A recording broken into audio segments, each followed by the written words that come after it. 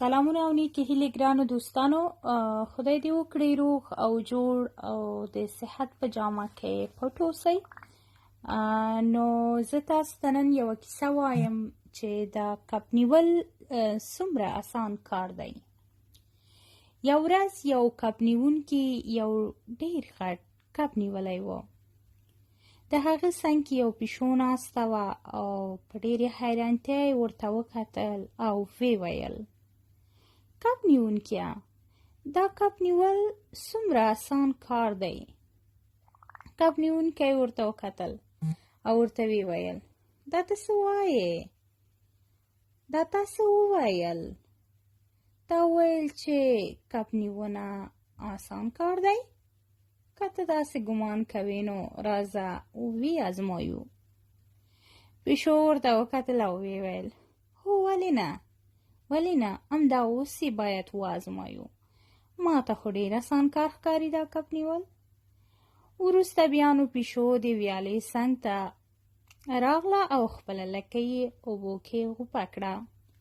لږ وروسته چې له دغو اوبو څخه یو غټ کب تېرېده نو د پیشو لکۍ یې ولیده او فکر وکړ چې ګواکې دا یو غټ چینجی دی.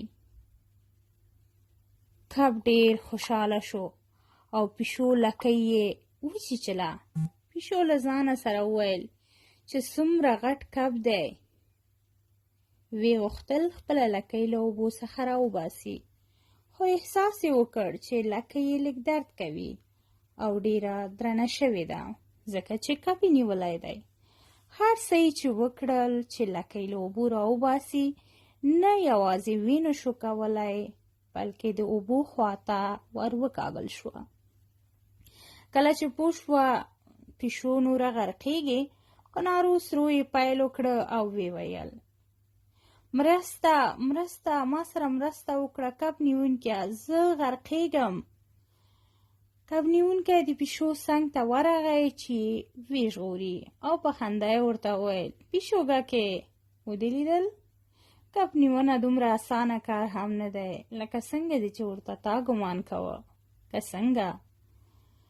پیشو هیڅ هم ونه ویل او همداسې ترې لاړه. سره له دې چې نږدې وه چې پیشو ډوبه شي، خو بیا هم لا تر اوسه په دې نه ده پوهېدلې. نو ګوري چې پیشو تل د دیوالونو پر سر کینی او خپل باڼه یو پر بل اچوي او سترګې پټوي، ځکه فکر کوي او له ځانه څخه پوښتنه کوي چې ولې ځینې کارونه اسانه تر سترګو کېږي، خو کله چې غواړو ترسره یې کړو نو ډېر ګران او سخته شي.